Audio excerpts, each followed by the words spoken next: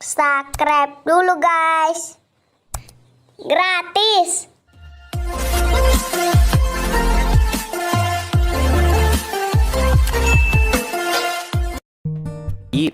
Saya rasa hampir terima kasih dan saya apresiasi banyak sekali masukan mengenai proses P3K.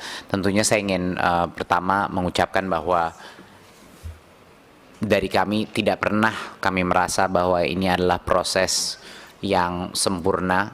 Kita ada banyak sekali tantangan dalam proses P3K ini. Ini yang paling mengambil waktu bukan hanya Dirjen GTK, tapi hampir seluruh tim Kemendikbudristek berupaya pagi siang malam untuk menyelesaikan permasalahan ini.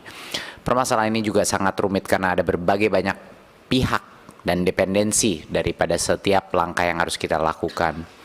Harapan besar saya adalah bahwa kita semua bersabar dan beroptimis, karena dengan segala kegaduhan yang ada dan proses yang sedang terjadi, dan saya mengerti pasti banyak yang juga masih kecewa di luar, tetapi kenyataannya sampai akhir ini hampir 600.000 guru honorer akan menjadi P3K yang sudah menerima formasi, dan mayoritas daripada itu akan menerima gajinya. Seperti tadi disebut datanya, yang belum menerima gaji itu sebenarnya proporsi yang cukup kecil. Saya mendengar juga banyak sekali permintaan dan desakan untuk bisa mensentralisasi pengangkatan guru P3K dan juga transfer gajinya langsung dari pusat. Tadi saya mendengar dari banyak anggota permintaan melakukan ini. Ini tentunya akan menjadi suatu wacana yang kami bawa dari meeting ini, dari raker ini kami akan bawa dan diskusikan, dan telah kami diskusikan dan akan terus kami coba lihat apa solusi yang bisa dihasilkan, berdiskusi dengan Kemenpan RB dan juga dengan Kemenq dengan ide yang dibahas hari ini mengenai bagaimana cara untuk menyelesaikan masalah formasinya. Tentunya saya tidak bisa menjamin apakah ini akan terjadi apa tidak, tapi yang sudah pasti akan kami coba angkat wacana ini kepada kementerian-kementerian lain yang berkait.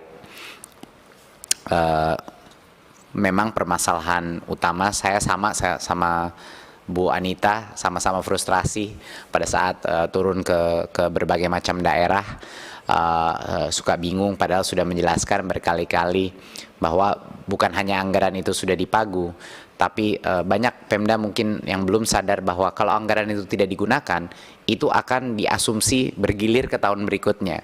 Jadi secara teknis kalau tidak dikeluarkan anggaran itu, anggaran totalnya Pemda itu akan berkurang tiap tahun, dan itu yang mungkin bisa juga dibantu komunikasikan kepada anggota Komisi 10 kepada masing-masing Pemda bahwa memang sudah di-earmark gitu, tapi memang kami akan terus berjuang, terus bersosialisasi kepada setiap daerah untuk memastikan dan meyakinkan bahwa ini adalah harusnya prioritas nomor 1 gitu. Kenyataannya adalah kenapa waktu misalnya Bu Anita mengecek dan ternyata ada anggarannya, kenyataannya adalah anggaran itu tidak diprioritaskan untuk guru honorer, tapi ada kebutuhan lain yang mungkin dianggap lebih penting. Realitanya adalah itu.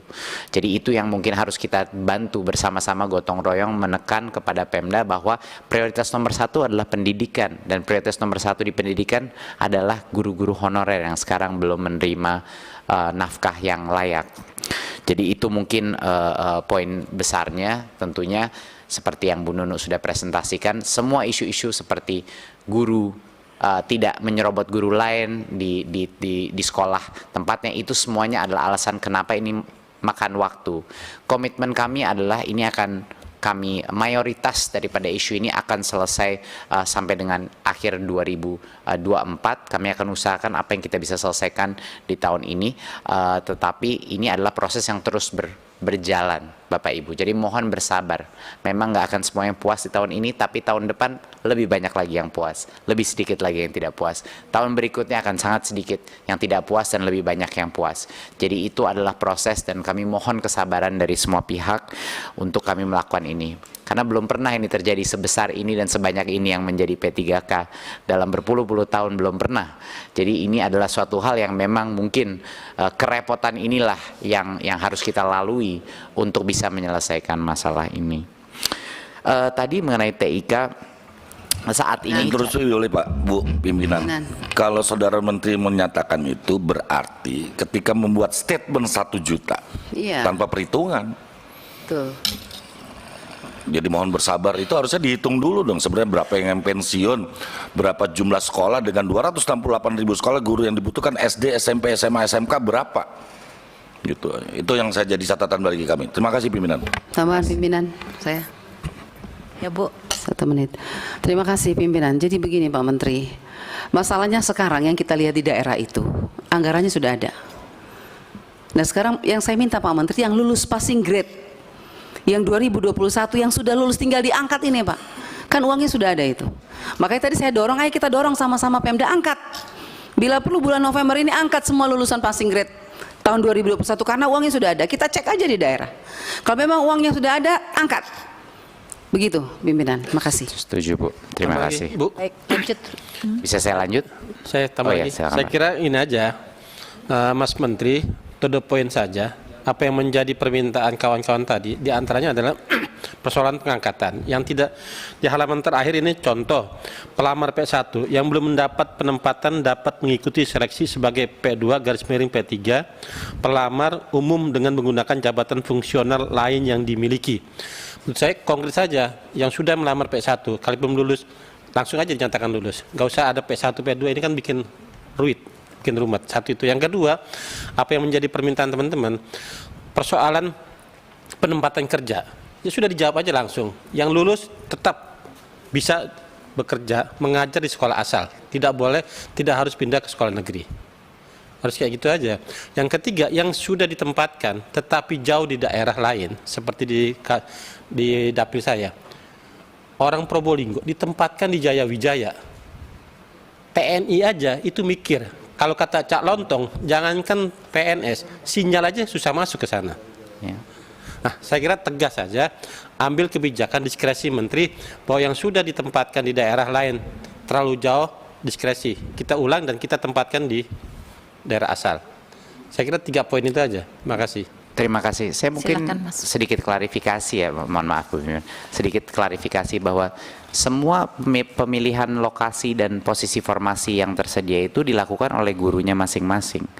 Tidak ada penempatan. Ya nggak mungkin dong guru masing-masing. Mas dari Probolinggo ditempatkan Jaya Wijaya dia milih sendiri. Nggak mungkin. Nggak masuk akal sekali. Semuanya menu Pak, yang dipilih oleh gurunya ada prioritas Nggak satu. mungkin. dulu. Wong dia nggak pernah milih itu. Jadi dia, siapa Pak yang milih? Dia itu? tidak bersedia. Ada datanya saya. Betul. Tapi kami tidak, baik Pemda Saya maupun tempatkan kami yang di tidak Probolinggo terlibat. itu, pimpinan mohon maaf ya, jadi debat kusir. Ada yang ditempatkan di Jaya Wijaya, 1. Ada yang ditempatkan di Halsel, Halera Selatan, Maluku Utara. Ada yang ditempatkan di Kasongan, Maluku Tengah, di Palangkaraya. Ada datanya. Di saya. Izin Pak, nggak ada Ya. itu Pak. Hah? Itu Excel yang beredar itu bukan dari kita Pak. Jadi saat ini itu tidak ada penempatan di luar daerah kewenangannya. Nggak mungkin. Bisa dicek Pak. Di dalam Saya Permen nanya. Pan RB-nya sudah ada diatur sedemikian. Ini saya ini ya, terus saya Karena, kirim tadi. ya, karena nggak boleh lintas daerah Pak. Karena hanya formasinya kan tersedia di daerah dia, di kabupaten kotanya dia. Untuk klarifikasi, Cek dulu ya, untuk klarifikasi yang kedua juga adalah mungkin klarifikasi bagi masyarakat juga untuk mengetahui bahwa biar tidak ada persepsi bahwa yang guru swasta yang akan mengikuti proses ini seolah-olah mereka ditarik ke negeri, itu sebenarnya mereka lah yang ingin menjadi guru negeri, dan tentunya yayasannya juga sangat banyak kendala dengan hal ini.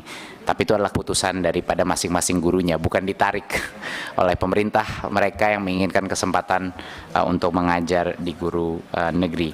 Tapi seperti yang tadi Bu Nunuk sudah tunjukkan, sekarang benar-benar prioritas agar tidak ada serobot-serobot dan tidak ada posisi yang diambil, benar-benar prioritas diberikan kepada guru negeri di masing-masing sekolah dan lokasinya dulu.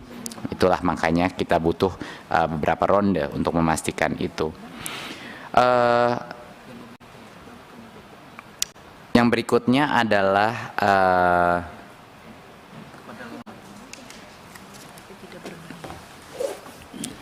ingin klarifikasi mengenai poin seragam tadi.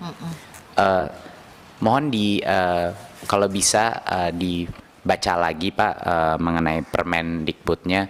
Tidak ada kewajiban apapun untuk menggunakan baju adat. Kita hanya meluruskan suatu hak yang memang dari dulu sudah ada. Setiap sekolah punya hak untuk melaksanakan opsi baju adat kalau mereka menginginkannya, dan Permendikbud itu hanya memberikan opsi, sama sekali tidak ada kewajiban.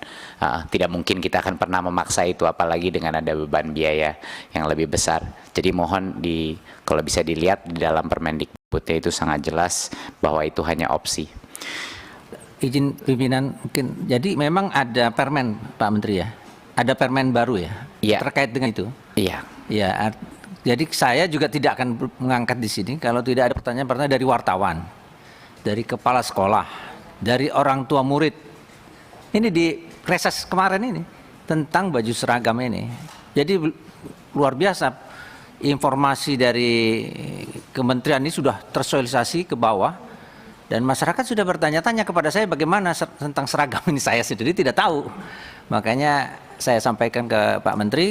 Dan bagus ya kalau misalnya ada tadi penjelasan Pak Menteri ini disampaikan lagi ke daerah, supaya kami tidak ditanya lagi pada masa reses yang akan datang tentang masalah seragam ini, bahwa itu lebih kepada apa yang sudah ada menjadi hak, tinggal diserahkan kepada daerah untuk pemberlakuannya. Jadi saya kira itu sangat baik kalau bisa dilakukan. Terima kasih. Ya, terima kasih. Mungkin untuk yang pertanyaan mengenai blokiran, Bu Sekjen mungkin bisa sedikit memberi garis besar yang 1,8 triliun tersebut. Terima kasih Pak Menteri.